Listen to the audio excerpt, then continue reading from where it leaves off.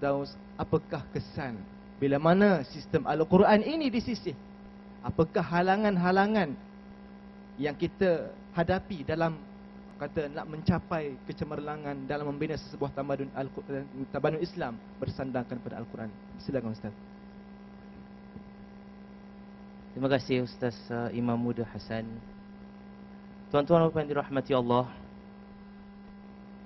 zaman sekarang ini, kalau mengikut penilaian saya lah, manusia mempunyai atau manusia ini terdiri daripada dua golongan. Satu golongan yang anggap dirinya intelektual, dia anggap dirinya ada ilmu, dia seorang profesional. Maka dia kata, aku ada ilmu, dan aku bila aku gunakan ilmu itu, aku kalau buka Al-Quran, aku buka hadis, aku baca, aku boleh faham, aku pandai. Aku lawyer, aku doktor, aku profesor. Aku tak perlukan bimbingan ustaz-ustaz ni semua. Mereka ni semua bawah daripada aku. Aku intellectually bagus. Ini golongan pertama. Maka dia buka Al-Quran, kemudian dia kata, inilah ayat yang maksud ni begini. Oh, ni ayat tak sesuai lagi, kita tak payah pakai. Kerana itu tuan-tuan yang dirahmati Allah, zaman sekarang ni kita lihat macam-macam fenomena yang pelik. Pendapat-pendapat yang pelik, yang menolak hukum-hukum yang telah ditetapkan oleh Al-Quran, yang telah diijmakkan oleh para ulama daripada dahulu sampai sekarang. Mereka tolak. Sebab apa? Dia kata, aku tahu, aku intelektual. Contoh, yang paling jelas zaman sekarang ini, hukum faraid. Hukum faraid itu secara dasarnya, apabila seorang lelaki dan seorang wanita setara, dari sudut satu generasi macam adik-beradik begitu, sudah pasti yang lelaki itu mendapat 2 kali bahagian si wanita. Kenapa? Sebab si lelaki itu ada tanggungjawab 2 kali daripada wanita. Maka Allah berikan dia bahagian 2 kali sebab dia perlu tanggung yang wanita. Yang wanita dapat, dia pukal-pukal, dia ambil masuk kocik. Yang lelaki ambil, tak dia masuk kocik. Dia kena infakkan kepada orang kaum wanita yang di bawah tanggungannya. Maka dia kata, ini ayat ini yang kata lidzakari mithlu hawzil unthayain dalam surah An-Nisa ayat yang ke-10, untuk si lelaki itu 2 kali bahagian si wanita. Dia kata ayat ini relevan zaman dahulu, zaman padang pasir, zaman unta, yang mana lelaki kerja, perempuan tak kerja. Zaman sekarang perempuan dah bekerja, lelaki pun bekerja. Jadi tak relevan lagi ayat ni, kita bagi sama rata. Ini contoh tuan-tuan dirahmati Allah, mereka menggunakan hanya apa yang mereka faham daripada ilmu lain yang mereka belajar, mereka cuba applykan dengan pemahaman Al-Quran. Saya nak tanyalah, boleh tak seseorang yang belajar ilmu singsi nak apply jadi doktor pakar bedah? Saya ada belajar singsi ni apa, root sinilah apa, sekarang saya nak bedah orang. Ada government nak kasih lesen? Boleh. Mati orang kena operate. Awak tak ada kepakaran sedemikian. Oh, saya dulu belajar technician, saya tahu macam mana nak welding apa semua. Buat jambatan. Saya nak buat jambatan. Boleh? Untung jambatan. Tak boleh. Salah apply ilmu. Tapi ini yang berlaku fenomena zaman sekarang ini. Hukum faraid ditolak. Wanita kahwin perlukan wali, ditolak. Apa nak perlu wali? Wanita sekarang semua dah bekerja. Semua dah ada intellectual. Dia profesor lagi. Yang dia kahwin ini lelaki biasa saja. Apa nak perlu izin dengan bapak dia ke? Nak perlu dengan izin datuk dia ke? Jadi wali ke? Tak perlu. Kahwin sudahlah. I love you, you love me, we marry. We sign, finish. Ini dikatakan golongan pertama. Yang dikatakan ada ilmu, tapi bila ambil Al-Quran, dia suka-suka mana dia nak. Itu agaknya berlaku ustaz yang Rasul Melayu tu, kahar tu Innaka kahar, dia cakap. Mandai-mandai. Ada satu lagi, golongan yang menolak hadis. Dia ambil Al-Quran, kemudian dia kata kita gunakan Al-Quran 100%. Tak nak pakai hadis. Hadis semua ciptaan manusia. Ciptaan Abu Hurairah, ciptaan Bukhari, ciptaan Muslim, dia katanya. Pegang Quran 100%. Ditanya pada mereka, kamu faham Al-Quran? Kita tengok terjemahnya lah. Habis kalau tutup punya terjemah aja, awak boleh faham Quran 100%? Terdiam, tak boleh jawab. Ini dikatakan ditipu oleh syaitan kerana kepandaiannya yang dianggap dia tu intelektual. Ini golongan pertama. Golongan kedua, mereka yang memang jahil, tak ada ilmu. Yang tak tahu pun, kadang tak tahu pun Quran tu wujud. Kalau tahu pun, oh Quran tu, ialah Quran kitab orang baca untuk mati tu, Quran lah tu.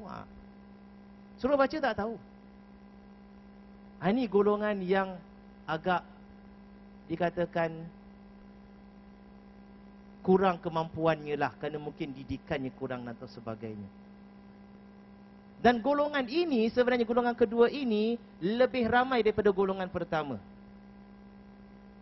Cuba tuan-tuan keluar, tanya secara rambang, budak-budak muda yang jalan apa semua, tahu baca Quran tak? Saya boleh katakan dah lebih 60%, 70% tak tahu baca Quran. Atau kalau tahu baca Quran pun merangkak. Saya, tuan-tuan yang dirahmati Allah, apabila saya interview pasangan-pasangan yang ingin bernikah, bila mereka nak bernikah, mereka perlu melalui interview dengan naib kadi dan sebagainya. Saya, antara tugas saya interview mereka. Bagaimana awak? Tahu baca Quran atau tidak? Oh, dulu adalah darjah 3, darjah 4 saya belajar ada Quran. Sekarang tak tahulah nak baca. Alif ba tak, guru mati lah. Kalau guru mati ke awak mati? Tak boleh baca. Okeylah. Awak tahu semayang? Awak ada tinggalkan semayang? Semayang. Dulu saya kecil-kecil saya belajarlah semayang. Habis sekarang entah lupa macam mana nak semayang. Semayang tu macam mana? Dia boleh tanya semayang macam mana dengan saya. Ini nak kahwin ni. Ini nak jadi seorang suami, ini nak jadi seorang isteri yang akhirnya nanti bila berkahwin dapat anak. Bagaimana anaknya kalau si ibu bapa tersebut buta huruf Al-Quran, semayang pun tak tahu?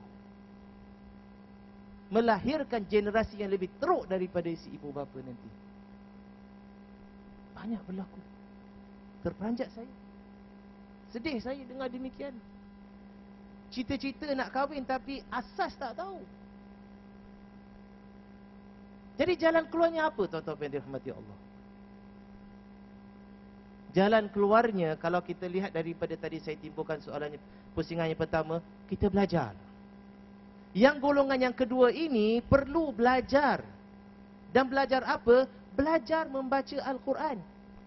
Kata mereka, apa Al-Quran saya, macam mana saya tak faham benda-benda lain, takkan belajar Al-Quran dia? Al-Quran tu adalah asas. Itu adalah wahyu, kalamullah, kata-kata Allah, sifat Allah yang kekal abadi. Ilmu-ilmu lain juga daripada Allah. Kalau yang asasnya awak dah ada, ilmu lain Allah akan beri. Ambil yang asas dahulu. Belajar Al-Quran. Yang ini sekarang ini kita di Singapura ini bertungkus lumus nak mengajar anak-anak kita Al-Quran, agar mereka dapat kenal huruf, dapat baca Al-Quran. Malangnya tuan-tuan yang dirahmati Allah, pengalaman saya sendiri, ada orang telefon saya. Pernah sekali tu seorang tu dia telefon, dan saya tahu dia tu tinggal di kawasan orang-orang yang agak berada lah, rumah bawah lah, bukan rumah pangsa, ke rumah HDB. Kata saya, can you find for me Quran teacher? Cakap English. Saya kata bolehlah, saya carikan Quran, seorang guru Quran yang untuk ajar datang rumah dia, ajar anak-anak dia. Jadi dia kata, okey, berapa bayarannya? Saya kata, ikut rate lah, market rate sekarang ini. Awak nak panggil orang datang, guru datang 1.5 jam, dia kena naik teksi, kena naik bas, dan ini semua kos. Masa dia 1.5 jam dia ajar pun kos. Dan penghormatan diberikan pada guru Al-Quran, bukan senang dia nak dapat ilmu Al-Quran tersebut. Saya kata 1 jam lebih kurang dalam $30 saja. Ini rate umum. Tuition untuk maths lebih mahal kalau individu. Tuition untuk English boleh sampai $40. $30. 1.5 jam. Tuan-tuan tahu apa dia cakap dengan saya? Dia marah saya. Dia kata apa? Saya tak tahu sekarang ini orang jual Quran. Jual Quran? Ini bukan jual Quran, ni habuan mengajar. Yang dia belajar Quran tu tak percuma, dia habiskan masa dia. Yang dia datang tu apa? Awak datang free. Naik teksi tu free. Saya tanya dia, berapa awak nak bayar? Oh, pada saya nak bayar, ini betul tuan-tuan, saya tak bohong. Saya dengar telinga saya. Saya nak bayar dia hanya $7.50 saja 1 jam. $7.50 naik teksi pun tak sampai rumah dia. Kerja McDonald lagi lumayan. Maka saya kata pada dia, good luck to you lah. Carilah sendiri, minta maaf saya tak boleh carikan dengan rate $7.50. Begitu hina sekali dia letakkan guru Al-Quran, $7.50. Cuba tanya, belajar piano. Berapa? 1 jam $150. Percuma campak gitu, no problem. Piano punya pasal. Ini yang berlaku sekarang ini. Tidak dinilaikan pendidikan Al-Quran. Sehingga itu nanti anak tu membesar, jadilah seperti mana yang Ustaz Izzah cakap nanti. Dia sepak mak dia nanti. Belajar daripada mana? Belajar daripada piano lah agaknya. Sebab tak nilaikan Al-Quran sedemikian. Kan senang. Pengalaman guru-guru Al-Quran di Singapura ni bila menghadapi orang nak belajar Al-Quran memang agak liat. Bila sampai musim peperiksaan, kelas Quran 70%, 80% kosong. Ini pengalaman saya sendiri. Saya mengajar Al-Quran. Bila masuk musim peperiksaan, daripada kelas tu 15 orang yang datang 2-3 saja. Mana lain? Persiapan untuk periksa. Periksa itu lebih penting daripada Al-Quran.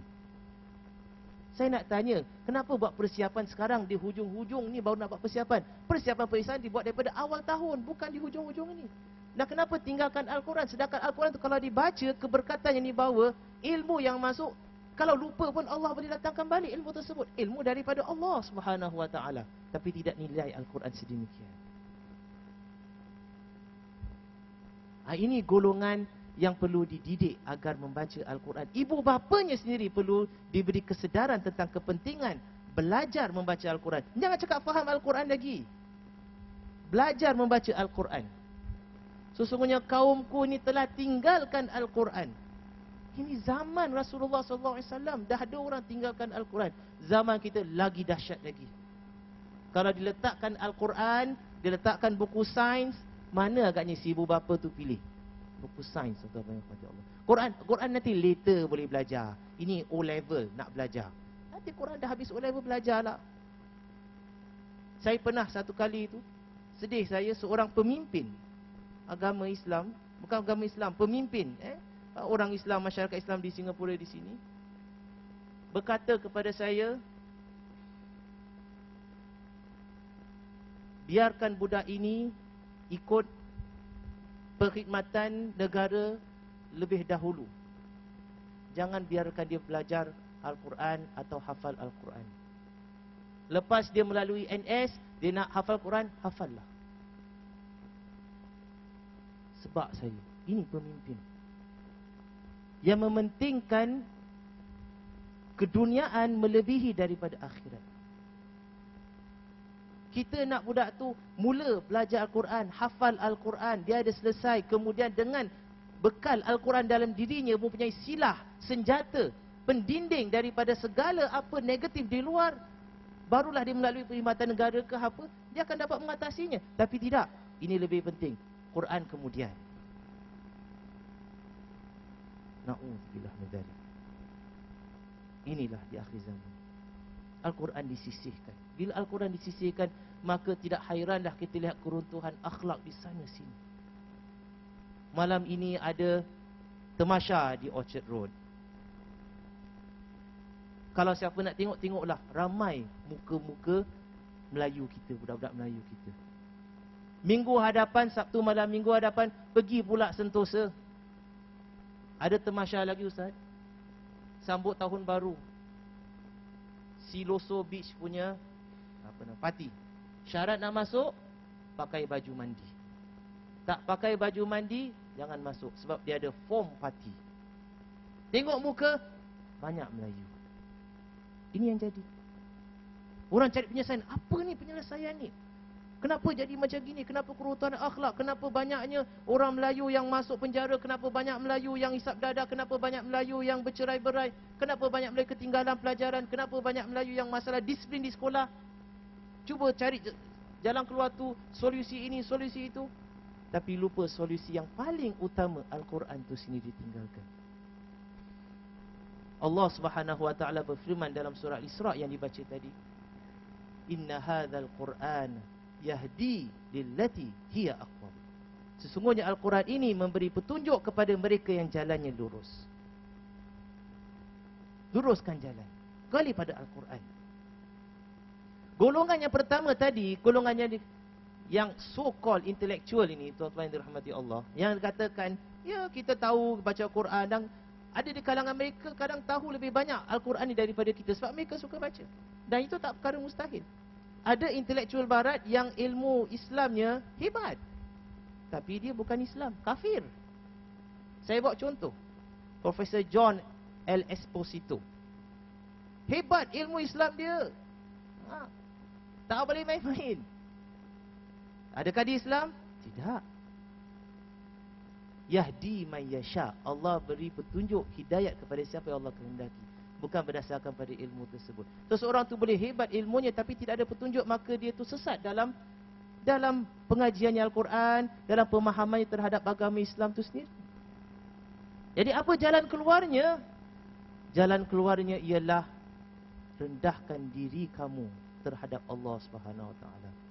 Tawadhu' di hadapan Allah.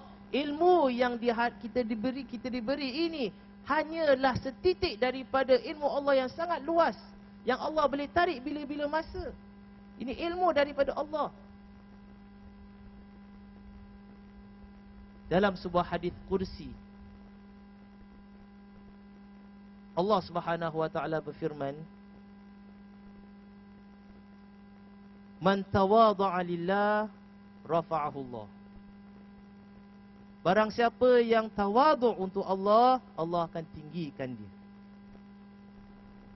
Apabila seseorang itu tidak ada perasaan tawadhu', rendah diri, timbul dalam dirinya sifat takabbur, sifat anggap dirinya itu pandai dan tinggi dan sebagainya, ketika itulah kejatuhannya. Allah Subhanahu Wa Taala akan tarik hidayah daripada dirinya. Maka jalan keluarnya apa? Selain daripada tawadhu', untuk mendapat tawadhu' ini, bacalah Al-Quran. Jangan kaji dulu Al-Quran. Kerapkan pembacaan Al-Quran. Bukan setakat buka sila, ini ayat. Sekarang ada macam-macam ensiklopedia Al-Quran. Nak bab ini, buka muka surat ni, semua dia datangkan ayat-ayat tersebut. Nak bab ini, semua ayat tersebut. Bukan itu caranya untuk kita mendekati Al-Quran. Al-Quran itu didekati dengan baca dan terus baca daripada Fatihah kepada surah An-Nas. Selesai, baca balik daripada Fatihah kepada surah An-Nas dan ulang dan ulang. Itu baru kita dapat cahaya Al-Quran. Itulah baru kita dapat apa yang Allah Subhanahu Wa Taala firmankan dalam surah Isra tadi, inna hadzal Qur'ana yahdi lillati hiya aqwam. Quran ini akan beri petunjuk kepada mereka yang jalannya lurus. Tawaduk di hadapan Allah. Baca Al-Quran. Walaupun tak faham, tak mengapa. Al-Quran ini mukjizat. Dia akan datang hidup dalam diri kita. Imam-imam para qurra dahulu, contohnya Imam Asim, yang mana kita ambil bacaan daripadanya, Hafs daripada Asim, ketika beliau sedang dalam keadaan nazak meninggal dunia, datang adiknya ataupun kakaknya, saya lupalah, ahli keluarganya datang menangis. Dia kata kepada keluarganya tersebut, kenapa kau menangis? Engkau lihat sudut sana tu. Rumahnya ada satu sudut, sudut yang dijadikan sebagai tempat diibadah. Di situ sudutlah aku dah khatamkan Al-Quran sebanyak 13,000 kali. 13,000 kali. Cuba bagikan dengan keadaan umurnya mungkin 70-80 tahun. Satu tahun berapa ratus kali dia katakan Al-Quran. Ini Imam Hafiz, Imam Perawi, Imam Qurra. Tidak pernah jemu membaca Al-Quran. Ulang dan terus ulang. Kerana itulah Allah Subhanahu Wa Taala memberikannya hidayah. Dalam sebuah hadis, Rasulullah SAW bersabda, yang mana maksudnya apabila seseorang itu, seorang pembaca Al-Quran itu masuk ke dalam syurga, Allah Subhanahu Wa Taala suruh dia naik pangkat tinggi lagi. Irqa, naik lagi tinggi. Sebab banyak kamu baca Al-Quran di atas muka bumi, selagi itulah kamu naik darjat kamu di dalam syurga. Adakah cakap kamu faham? Tak ada. Baca Al-Quran. Itu saja sudah dapat menyentuh jiwa. Apabila kita baca Al-Quran, kita tawaduk di hadapan Allah, Allah akan berikan kita ilmu yang mana tidak disangka-sangka ilmu itu akan datang. Yu'til hikmata man yasha'. Allah SWT berfirman dalam surah Al-Baqarah, Allah beri hikmah kepada siapa yang Allah SWT kehendaki. Wa man yu'tal hikmah faqad utiya khairan katsira. Barang siapa yang diberikan hikmah, ilmu ini, sesungguhnya dia telah diberikan kebaikan yang banyak. Semoga Allah Subhanahu wa taala menjadikan kita daripada kalangan mereka yang mencintai Al-Quran, yang dapat istifadah daripada Al-Quran, yang mendapat petunjuk daripada Al-Quran, yang akhirnya dapat membina syakhsiah diri kita, tamadun yang sebenarnya, tamadun syakhsiah rohani dan juga tamadun akal fikiran kita, insya-Allah. Amin ya rabbal alamin. Aqulu qawli hadza wa astaghfirullahal azim li wa lakum wa lisairil muslimin wal muslimat. Wassalamu alaikum warahmatullahi wabarakatuh. Waalaikumsalam warahmatullahi wabarakatuh. Ya, kupasan yang sangat menarik, yang sangat menyentuh, ya, saya sendiri dan kita semua, insya-Allah, mudah-mudahan. Saya, hadirin hadirat yang dikasihi sekalian, pernah seorang profesor, saya berjumpa dengan seorang profesor, dia kata kepada saya, dia kata masyarakat Islam pada hari ini tidak tahu menilai yang mana mutiara dan yang mana bukan mutiara. Contoh seperti mana yang Ustaz sebutkan tadi, bila mana hendakkan kepada ilmu Al-Quran sangat berkira. Sedangkan dia tidak mengetahui bahawasanya, kata profesor ini, orang yang celik Al-Quran ini, yang mendalami ilmu Al-Quran ini, dia susah payah nak dapatkan ilmu, sehingga kan sanggup berhijrah ke sana kemari. Sebagai contoh, Ustaz Izhar sendiri 11 tahun di Syria, bagaimana Ustaz Firdaus juga susah payah nak mencari ilmu Al-Quran itu. Dan bila mana hari ini kita nak sedikit ilmu itu daripada ulama ataupun para alim ulama ini, kita sangat berkira. Dan kita tidak pernah menghiraukan, tidak pernah fikirkan betapa susahnya mereka nak mendapatkan ilmu itu. Tapi kita senang-senang dapatkan ilmu itu. Tidakkah kita menghargai mereka, kata profesor. Jadi di sini kita silap menilai mana mutiara yang bukan mutiara. Sebagaimana contoh Imam Syafi'i sendiri. Imam Syafi'i pergi ke Masjidil Haram menuntut ilmu di Masjidil Haram, sehingga kan terpaksa, ya, dalam keadaan kemiskinan itu beliau, Imam Syafi'i ambil kulit kayu menulis mutiara-mutiara ilmu, ambil tulang-tulang unta menulis, kerana kemiskinan sanggup berkorban begitu susah sekali. Sehingga kan hari ini kita dapat melihat kehebatan Imam Syafi'i sampai kepada kita hari ini. Hadirin hadirat yang dikasihi, ya, bila mana seorang profesor, namanya seorang profesor Kate Moore, bila mana dia melihat, bila dia kaji Al-Quran, seorang yang bukan Islam, dia mengkaji Al-Quran, surah Al-Mu'minun ayat 12 hingga 14, yang menceritakan tentang proses kejadian manusia. Dia kagum dan dia sungguh terkejut, takjub bagi dia. Dia kata, bagaimana seorang Muhammad ini yang dia tidak ada langsung teknologi, ya, ilmu teknologi sebagai macam mana hari ini, dia boleh menyebut tentang proses kejadian manusia, yang mana kita sedangkan ilmu embriologi itu baru kita ketemu, sedangkan Al-Quran ini berapa ribu tahun dahulu dah sebut tentang ilmu ini. Dia pun takjub. Dan begitu juga Dr. Maurice Bucaille, seorang yang bukan Islam, dan hari ini dia telah masuk Islam kerana dia menafsirkan sendiri, menemui ayat sains ini yang berkenaan dengan proses kejadian manusia. Sehingga kan Dr. Maurice Bucaille ni, dia boleh menafsirkan sendiri al-alaqah itu apa, nutfah itu apa. Profesor, ya, Maurice Bucaille ini terkenal, salah seorang penulis dalam buku The Bible, The Quran and Science. Subhanallah, mereka ini yang tidak pernah belajar Al-Quran, bila mengkaji Al-Quran, mereka menemui Al-Quran itu dan mereka sangat takjub. Sedangkan kita hadirin hadirat yang daripada kecil kita dekati Al-Quran, sepatutnya kita yang lebih pada mereka. Mudah-mudahan saya sendiri dan kita semua, insya-Allah. Hadirin hadirat yang dikasihi sekalian, ya, kita sudah sampai ke peringkat yang terakhir ini. Kita minta kepada dua ahli panel kita untuk memberi sedikit, orang Singapura kata, oleh-oleh konklusi, ya, untuk kita bawa bekal balik, kita sampaikan kepada ahli keluarga kita dan rakan-rakan kita yang lain. Dipersilakan kepada Ustaz Izhar untuk memberi sedikit konklusi, insya-Allah. Bismillahirrahmanirrahim. Terima kasih kepada Imam Muda Hasan, saudara panel, muslimin muslimat yang dirahmati Allah Subhanahu wa taala. Sebagai mengakhiri perbincangan kita pada malam ini yang berkaitan tentang kepentingan Al-Quran dalam kehidupan kita, saya nak bawa kata-kata Abdullah bin Mas'ud yang mengatakan bahawa tuan-tuan dan hormati sekalian, i'mal lidunyaka ka'annaka ta'ishu abada. Carilah dunia banyak mana. Kita nak bekerja banyak mana pun buatlah. Nak dapat duit banyak, dapatkanlah. Nak bisnes, nak kaya, ambil. Carilah. Nak kerja siang malam, carilah. Seakan-akan kamu tak mati-mati, kata Abdullah bin Mas'ud. Maknanya kita cari dunia ni sampai seakan-akan aku ni takkan mati. Nak cari kekayaan untuk anak bini, nak cari kekayaan untuk cucu cicit, cari, kata Allah Taala. Kata Nabi kata Abdullah bin Mas'ud. Cuma kata Abdullah bin Mas'ud, dia tambah satu lagi, wa'mal li akhiratika ka'annaka tamutu ghadan.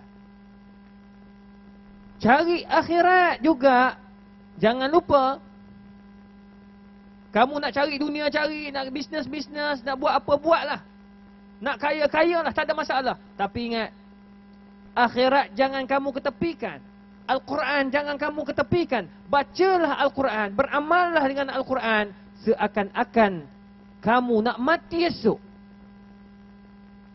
Kalau esok kamu nak mati, apa yang akan kita buat? Katakanlah takdir, tuan-tuan dan hormati sekalian. Saya ni doktor bagi tahu, Ustaz nak mati dah esok ni. Mati? Saya nak pergi ceramah ni. Bila dengar nak pergi ceramah, nak pergi forum, kawan ni doktor kata nak mati dah sebab kena penyakit, na'udzubillah lah, penyakit yang boleh mati esok. Nescaya saya telefon bahagian penganjur, minta maaf tuan, saya tak boleh hadir. Allah, Datuk Hassan tak boleh hadir, Ustaz pun tak boleh hadir. Dia sakit saja, saya nak mati dah esok ni. Dia sakit saja tak mati lagi. Saya nak mati dah, doktor kata ni. Jadi sekarang ini saya berada dalam masjid sedang beriktikaf. Sebab esok saya nak mati, saya nak baca Quran sebanyak yang mungkin. Itu sebabnya Imam Syafi'i rahimahullahu ta'ala. Kalau tadi Ustaz Firdaus cerita tentang Syekh Asim, Imam Asim boleh 13,000 kali khatam Al-Quran. Imam Syafi'i rahimahullahu ta'ala pada bulan Ramadan saja berapa kali, tuan-tuan saya hormati saya, dia khatam Quran. Riwayat mengatakan 60 kali khatam Al-Quran masa bilanya baca Quran, wallahu a'lam. Tengah berjalan baca Quran, bila tanya balik, anak murid tanya, kenapa kau banyak baca sangat? Sebab aku nilai diri aku seakan-akan esok aku akan meninggalkan dunia ini. Aku akan meninggalkan Al-Quran ini. Sekurang-kurangnya biarlah Al-Quran menjadi syafaat kepada diriku. Saya nak bawa tuan-tuan dan puan-puan mati sekalian kepada satu potong hadis yang diriwayatkan oleh Imam At-Tirmizi rahimahullahu ta'ala. Pada hari kiamat kelak akan datanglah satu kumpulan, afwajan afwaja, kumpulan-kumpulan depan padang mahsyar, depan Allah Ta'ala akan ada kelompok-kelompok manusia. Antara kelompok manusia itu ada satu kumpulan yang mereka ini pakaian mereka ditutupi dengan cahaya nurul Quran. La haula wala quwwata illa billah. Di mana kita?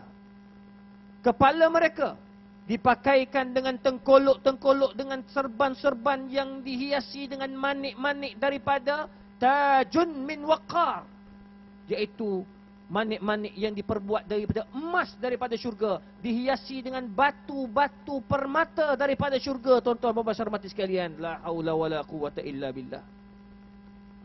Dipakaikan kalung kepada mereka. Kalung itu mempunyai cahaya yang begitu hebat, yang begitu menyilar sekali, sehingga kan katanya Imam At-Tirmizi mengatakan sehingga warna itu tidak dapat digambarkan betapa cantiknya mereka di padang mahsyar. La haula wala quwwata illa billah. Mereka berkata, kawan-kawan keliling pakat tanya, ma bikum lihadhil malabis, kenapa kamu ada pakaian itu, kami telanjang bulat. Betul kata Aisyah radhiyallahu anha, satu ketika Nabi SAW sebut, tub'asuna urat, kamu akan dilahirkan dalam keadaan, bangkitkan dalam keadaan kamu akan telanjang bulat.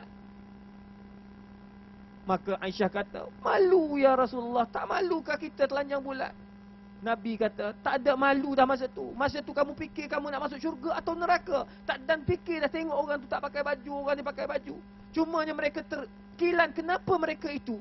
Satu kumpulan ini pakai pakaian yang cukup cantik, ada manik-manik, ada batu permata. Maka jawab golongan ini dibantu oleh peguam mereka. Siapa peguam di waktu itu? Anal Quran. Akulah Quran. Waktu itu tuan-tuan dan puan-puan mati sekalian, terkejut semua makhluk yang berada di padang mahsyar.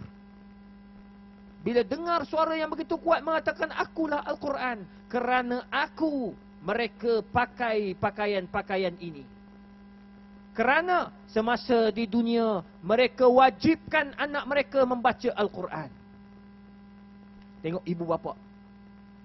Masa mereka di dunia mereka paksa anak-anak mereka menghafaz Al-Quran.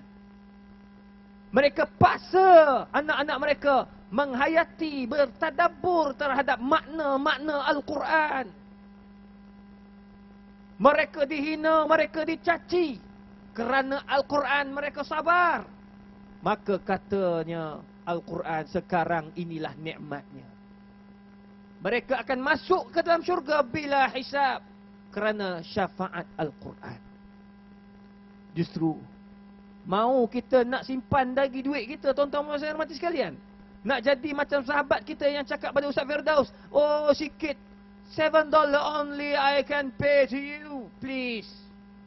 Ada please di belakang tu tak tahan tu. Tak boleh bayar lebih. Kalau kat Malaysia RM7. Minyak motor tak lepas. Bukan bayar teksi, naik teksi lagi mahal. Takut tuan-tuan dan puan-puan mati sekalian. Anak saya betul kata Ustaz Firdaus, saya sokong. Anak saya perempuan, darjah 2, masuk belajar matematik, terpaksa bayar RM150 untuk 2 minggu belajar. 1 minggu, 1 kali saja. 2 kali, 2 minggu. Subhanallah, 150. Baru matematik, tak masuk English lagi. Anak belajar, bapak curi-curi dengar, nak dapat ilmu juga. Tu boleh cakap Inggeris tu.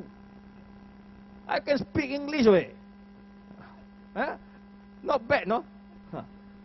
Nah, curi-curi nak tengok anak dapat 150, dah 300 baru English dan matematik. Tak masuk lagi sains.